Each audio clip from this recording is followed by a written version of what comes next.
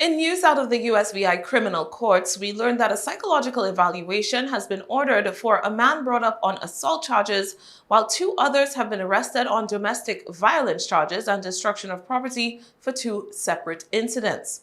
We begin tonight on St. Croix, where Hector Ballardo was arrested on October 13th and charged with simple assault and battery and destruction of property as acts of domestic violence and disturbance of the peace. The arrest stems from a report received from Ballardo's wife regarding a disturbance at the couple's residence. Responding officers heard from the woman that her husband had come home inebriated, accusing her of tracking him through his mobile phone. He then tried and failed to access her device, after which she says he slammed it down onto the roadway. The frustrated man then reportedly tried to wrench his wife's chain from around her neck, splitting her lip in the process. Her injuries were photographed. Police spoke to Ballardo, who appeared to them to be highly intoxicated, about his behavior. He admitted breaking his wife's phone after being unable to access its contents and told officers that his wife surveilled him using his device. He was then arrested, and when he appeared in court, was allowed to post $101 of his $1,000 bail assessment in cash, with the remainder as an unsecured bond. He must provide the court with an address and telephone number of where he will be staying once released, as the requirement to stay at least 50 feet away from his wife with no contact whatsoever means that his return to the marital home may not be possible. Ballardo must also report to the Office of Probation every Tuesday and may not consume alcohol or other controlled substances. On St. Thomas, another man is facing similar charges following an altercation with his wife. Louis A. Mendez was arrested on charges of destruction of property as an act of domestic violence. His wife also contacted police on October 13th, reporting a disturbance at their home. Her husband and his mother, she told police, came into her bedroom asking to talk. When she declined, she said that her mother-in-law flew into a rage and began to curse.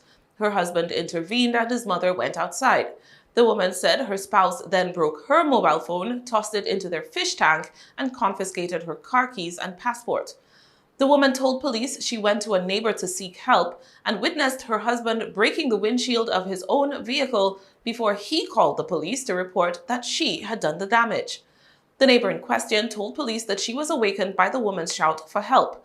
As the wife instructed her to call the police, she heard a loud banging, which the wife said was the sound of her husband breaking the car's glass. Mendez admitted to the responding officers that he broke his wife's phone, saying that it was in retaliation for her recording him while they were arguing. He was arrested and charged and was subsequently granted bail in the sum of $1,000, which he must pay in full to secure release. Bail conditions imposed include Mendez having to vacate the family home and refraining from making contact with his wife. He is also restricted to the St. Thomas-St. John district. However, since Mendez is a Puerto Rican national, he will be allowed to petition the court for permission to travel there. He must report to the probation office weekly and is not allowed to consume alcohol or any controlled substance while the case is pending, or to possess a firearm, ammunition, or any other dangerous weapon. Another St. Thomas man facing charges of third-degree assault and using a dangerous weapon has been ordered to undergo a psychiatric evaluation as part of the proceedings against him. On October 12th, Juan A. Sanchez Cardona allegedly attacked his landlord. The day prior, the man said that he had smelled smoke coming from his tenant's apartment and had gone to see if Cardona had set fire to the place again, something that he had previously done. The following day, Cardona reportedly went upstairs to the landlord's unit and asked for water. When the man turned to fetch some, Cardona reportedly struck his landlord to the left side of his head with a 5-pound metal weight and continued his assault by retrieving a piece of broken broomstick from his pocket and using that to jab at his victim. A neighbor intervened and pulled Cardona away from his target, following which he reportedly left the area. Police were called and the landlord informed them of his belief that Cardona had been consuming crack cocaine all week, prompting his erratic behavior. Investigators placed Cardona under arrest, and on Friday, a judge ordered that in addition to paying $2,500 of his $25,000 bail assessment, the defendant must also submit to a psychological evaluation before he can be released. Cardona must now find another place to live, as he may not return to the apartment except on one last occasion to retrieve his belongings with the assistance of the VIPD.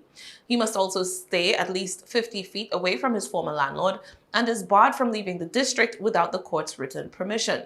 The court has also confiscated his passport and is requiring Cardona to visit the probation office weekly.